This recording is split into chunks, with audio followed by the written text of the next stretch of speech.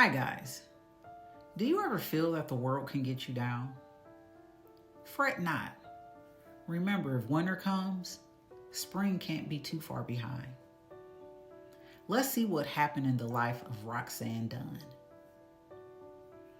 On March 21st, 2021, Roxanne's life changed. Roxanne felt that tragedies don't seem like they could happen to you until they already have, and you're absolutely weak and are helplessly left to pick up the pieces. Roxanne was an active, able-bodied person, and overnight her life changed. She was paralyzed from the waist down. Was it her fault? Did this happen because she was reckless or drunk driving? No.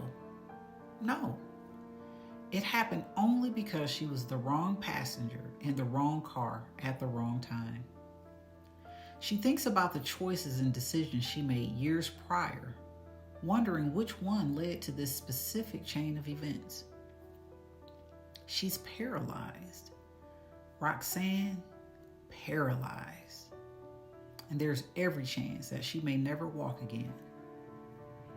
When you see someone getting injured on TV or pass by a person in a chair on the street, an able-bodied mind doesn't really think of all what that person may have gone through. Roxanne remembers how she could have been on an episode of Grey's Anatomy. During the crash, she suffered a right orbital fracture, broke her back at the T12/L1 level, and the seatbelt severed about 70% of her small intestine. She had to be cut from the vehicle and was rushed to UPMC Presbyterian Hospital, where she was treated by skilled surgeons whom she thanked over and over. She never got tired of thanking them, and she still feels it wasn't enough. While at the hospital, Roxanne underwent 4 surgeries, 2 on her abdomen, 1 on her spine, and 1 on her right eye.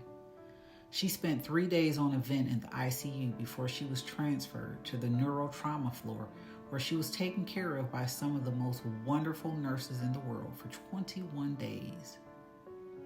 Then Roxanne was transferred to UPMC Mercy for inpatient therapy. She has no stock of words to express how thankful she is for each nurse, therapist, and surgeon that helped her during that time. The love, the care, and concern that was shown to her and her family during that period of time is something unimaginable to anyone who couldn't experience it with them, and ultimately set her up for success when she was able to leave. Unfortunately, the hardest part of this didn't begin until she got home. She feels that most people don't understand all of the extra pieces that go into this, besides the fact that her legs didn't work. Roxanne lost function of her body below the point of injury, and while that does mean mostly her legs don't work, it also means that she can no longer use the restroom without assistive devices, catheters, suppositories, etc. It means she lost sensation and sexual function temporarily. It means when during her period, she can't just wear a tampon and manage on her own anymore. Eventually, it means she totally lost function below her injury level, and again, that may never change. She lost the ability to return to her home. Obviously, without the use of her legs, a second-floor apartment was unimaginable. This meant that after working hard for years to be physically and financially independent, she was forced to move back into her childhood bedroom at her parents' house at the age of 24. Roxanne ended her relationship, the one she had fully planned to be in for the rest of her life. She watched people rush back into her life following the accident and then drop off once she got home. Some grieved, when some just quietly excused themselves from her life silently. Roxanne lost the ability to drive, meaning she can't get away from the house when she needs a break, or run to the store for a quick errand, or go see a friend when she wants to. She stopped being invited to go places with friends, or asked on dates. she began to feel as though everyone considered her a burden.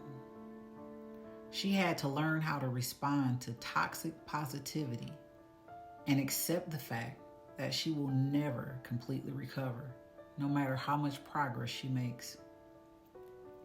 She became completely dependent on her friends and family to take care of her, and it broke her heart and still does today. In other words, the painful truth, which was peeping from the corner, became glaringly apparent to Roxanne. Her relationship with her parents and her brother no doubt flourished. Her close proximity to the friends who wanted to be with her has been simply amazing. Roxanne's relationship with her best friend, Melly, has been the brightest light, lightening her life on her darkest days. She is there to give her a shoulder when she feels like crying. She relentlessly reminds her of her worth and of how loved she is. She prays when she needs prayers and never lets her forget her purpose through Christ. She celebrates each and every ounce of progress she makes and stays with her no matter what she goes through. It is as God placed her in Roxanne's life to stand by her side for the rest of it. And she will spend the rest of her days trying to be as good to her as she's been for Roxanne. From the time Roxanne has come home, she has learned that she needs to cry just as much as she needs in order to remain positive.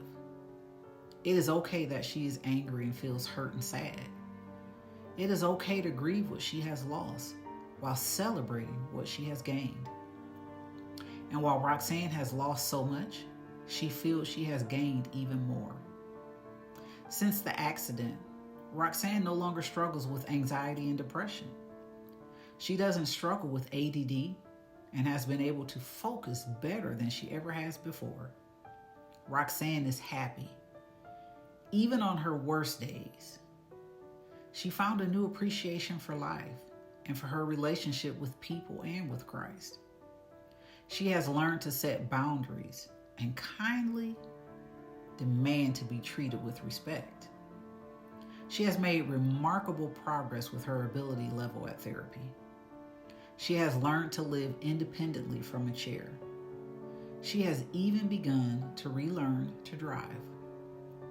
This journey is just the beginning for Roxanne, but she is confident that it's going to be a beautiful one. She is forever thankful to be alive and to gain back whatever function she can. She has learned to accept herself as she is each and every day and feels beautiful despite the changes her body has undergone. The truth is, she is more Roxanne Nicole Dunn than she has ever been before. Yep, it's only up and up from here. So guys, if you haven't learned from Roxanne, the most important part of facing a tragedy is learning to get past it. Here are some words from Roxanne. Learn to rejoice at your victories, to reassess the lessons you have learned, to reopen closed doors, and to relook at the future in a brand new light. As always, like, share, inspire, and change lives.